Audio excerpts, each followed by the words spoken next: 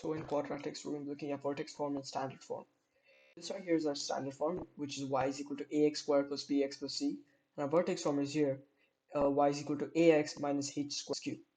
First, in our vertex form, as the name suggests, we can derive our vertex directly from our quadratic function. So our vertex here would be 4 and 7. As defined here, with our vertex is usually h and k, or is h and k. So it's the number inside our brackets square, and then it's a number outside our bracket. So just the number, not the symbol. That's one thing to remember here, right?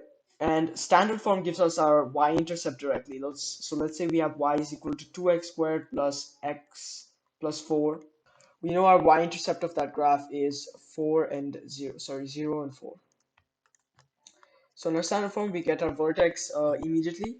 Both of these, our a is the number here. So in this case, our a is there, and in our standard form, our a is the number in front of our x squared. If our a is negative, our parabola is going to open downwards. If our a is positive, our parabola is going to open upwards. Another thing to note, well, in our quadratic functions, we always are going to have a y-intercept, but we can have two x-intercepts, one x-intercept, or no x-intercepts as well. So we always have a y-intercept. We may or may not have an x-intercept. Now, if our a value is say 1 over 4, our graph is going to be wider. While if our a value is greater than 1 or 2, it's going to be much narrower. So if our a value is lesser than 1, it's going to be broad. If our a value is greater than 1, it's going to be narrow. There we go. So that's our a values. And our transformations, our parent function of a quadratic function is y is equal to x squared. That's the function. Now all our translations, let's say x minus 3 squared or x squared plus 3, are translations of y is equal to x squared. Now when we have our when we're asked what are the translations from our parent function to our given function x minus 3 squared, when our number is inside our bracket squared, we have to look at this number here, and that's the number that we're moving, our function is moving. So in this case, it would be 3, because this number right here is 3. We don't count our negative. So we have this 1, 2, 3, well, 1, 2, 3, 1, 1, 2, 3, right? Something like that. So all of our graph, all of our parabola moves 3 to the right.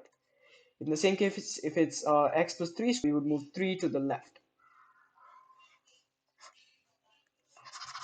So if it's positive, we move 3 to the right. If it's negative, we move 3 to the left. Now, if our constant is outside our brackets, or our x squared is just there, it's not square, and we have a constant just on its own, then we have to move our y. Sorry, we have to move our y. So we have to move 3 up in this case. So let's draw our parent function here, something like that. 0, 0. So we move 1, 2, 1, 2, 3, 1, 2, 3, 1, 2, 3. So our whole graph is moving 3 up.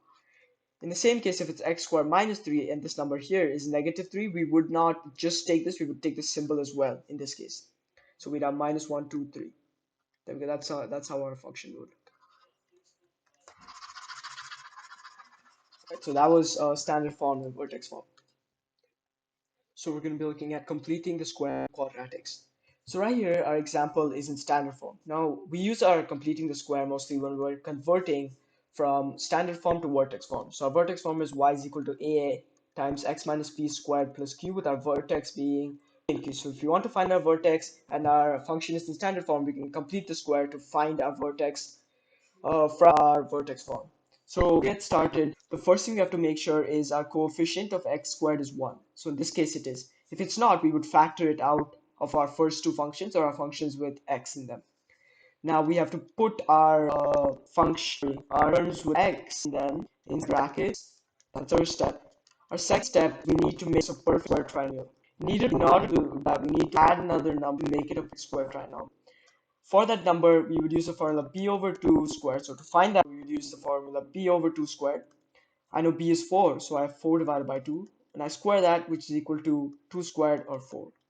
So I would add 4 here, plus 7. And now whatever I add, I also have to subtract just to make sure I don't change any values. So I'm not changing anything. I'm just trying to make this a perfect square trinomial, just like here. So x squared over x plus 4 is a square trinomial. 2 and 2 multiply to give me 4, and 2 and 2 add to give me 4 as well. So I have x plus 2 squared. So, positive 7 minus 4 be positive 3. So now my vertex is negative 2 and positive 3. So we're looking at solving quadratics using the by completing the square. So we know how to complete the square, but how do we put that into use in finding the x-intercepts of a graph? Right, to do so first we have to complete the square. So because we have a coefficient of 1, we can go ahead and start completing the square. So we would have x squared plus x. We put all the terms with, times and x into bracket, and we leave our constant outside, of course. And then to find, we have to make it into a perfect square trinomial. And to do so, we would use b over 2. That's our formula. B is 6, so we'd have 6 over 2 squared. And I know 6 over 2 squared is 9, which is 3 squared. Plus 9, whatever I put in, I also have to take out, so minus 9. Minus 11 is equal to 0. So I have 3 times 3 gives me 9. 3 plus 3 gives me 6. So I have x plus 3 squared as my perfect square. Minus 9 minus 11, gives me minus 20 is equal to 0. Now we've converted from standard form to vertex form by completing the square. Now to find our values of our x-intercepts, we need to isolate our x variable. To do so, we're going to start by moving our to the other side. So we would have is equal to positive 20. Add 20 to either side.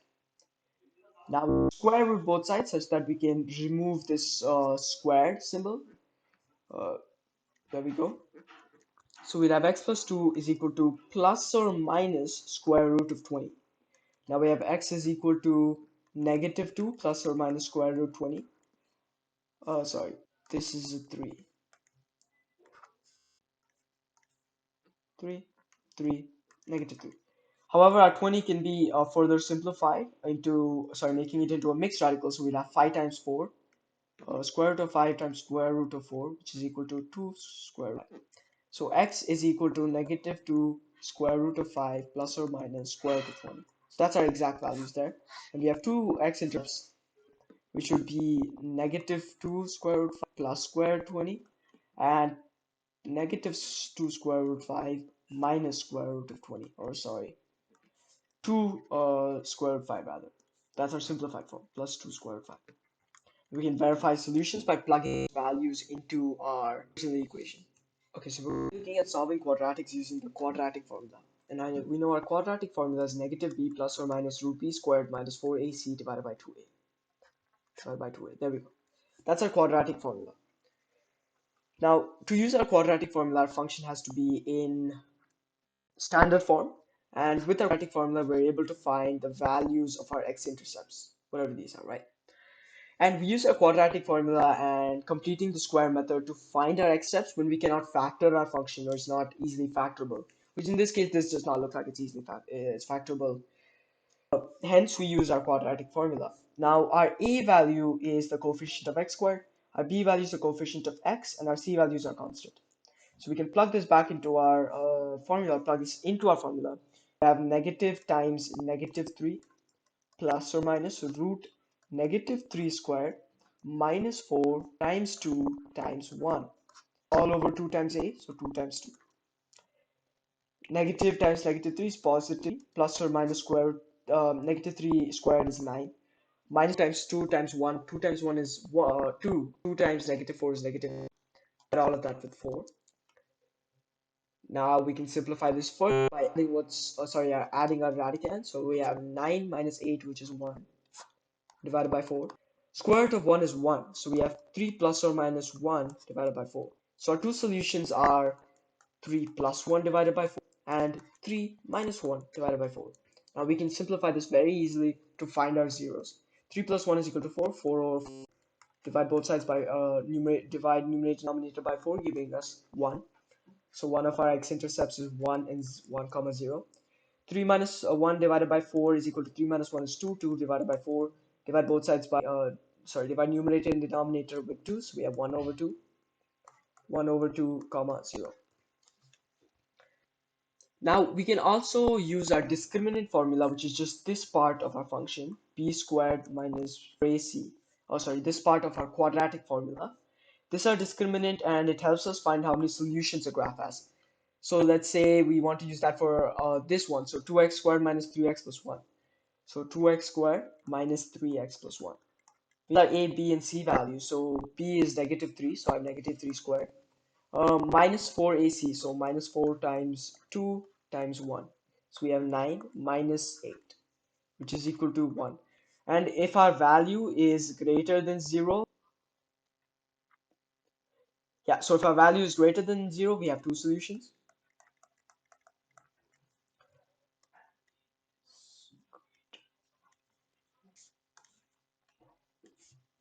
So if a is greater than 1, we have two solutions. If a is equal to 1, we have one solution. And if a is lesser than 1, we have no solution. So in this case, it's equal to 1, so we have one solution, so one of these solutions are extraneous. To find our extraneous solution, we can plug it back into our function. So let's try 1 first. So 2 times 1 squared minus 3 times 1 plus 1 is equal to 0. Now we have 2 times 1 squared, which is 2, minus 3 times 1, which is minus 3, plus 1 is equal to 0. Minus 1 plus 1 is equal to 0. So that works. So our solution, so our x-intercept 1 and 0 does work. For our second one here, which is 1 over 2, so we have 0 is equal to 2x squared minus 3x plus 1. So we're substituting 1 over 2 into this. So 0 is equal to 2 times 1 over 2 minus 3 times 1 over 2 plus 1. There we go. 2 and 2 cancel. We have 1 minus 3 over 2 plus 1. So is equal to 1 plus 1 is equal to 2 minus 3 over 2. And that's clearly not equal to 0, even if we solve it. We have 2 over 1 times 2 times 2, 4 over 2 minus 3 over 2. 0 is not equal to 1 over 2. So as a result, our extraneous solution, so x is equal to 1 over 2 is an extraneous solution. Extraneous. And the x-intercept is 1. So we're going to be looking at solving quadratics by factoring. In our first question, we have 1 plus y is equal to x squared minus x minus 5. So we have to isolate our y first so we can factor and then find our x-intercept. So x squared minus x minus 5 minus 1 is equal to x squared minus x minus 6. Now what we're trying to do by solving is find the x-intercepts of our graph. Right here, right here. We can have two x-intercepts, we can have zero x-intercepts, or we can have just one intercept. Right? So to find our x-intercept, we can just factor x squared minus x plus x minus 6. So what two numbers multiply to negative 6 and add to give us negative 1? That would be negative 3 and positive 2. X minus 3 times x plus 2. So we can just check for our solutions. Sorry. Yeah, which would be x is equal to negative 2 comma 3. So these have to be, we'll make it equal to 0 so we can factor here. So x is equal to negative 2 or 3. To check our answer, we can just plug back into our original equation. So x squared minus x minus 6. Let's try negative 2 first. So y is equal to minus 2 squared times minus 2 minus 6. Y is 4 plus 2 minus 6. Sorry, y, yeah, y is equal to 6 minus 6. Y is equal to 0. So that makes sense. When we have our x-intercept, we always have an x value and then 0. So in this case, it would be negative 6 and 0 on our x-axis. Let's try out 3 here. So we have y is equal to x squared minus x minus 6. Y is equal to 9 minus 3 6. Y is equal to 6 minus 6. Y is equal to 0. That makes sense as well. So those two answers work perfect. So we have two solutions. Our solutions are x is equal to negative 2 and 3. Those are our x-intercepts. That's how we can find our intercepts. Go to our next question, y is equal to x squared minus 3. We do the same thing. 0 is equal to, 3x. We can factor out x, so x minus 3. So when these are equal to 0, x is equal to 0, x times x minus 3 when is x is equal to 0, divide both sides by x minus 3 is equal to 0, and we have x is equal to 3. So one of our solutions is 3. The other solution would be x minus 3 is equal to 0.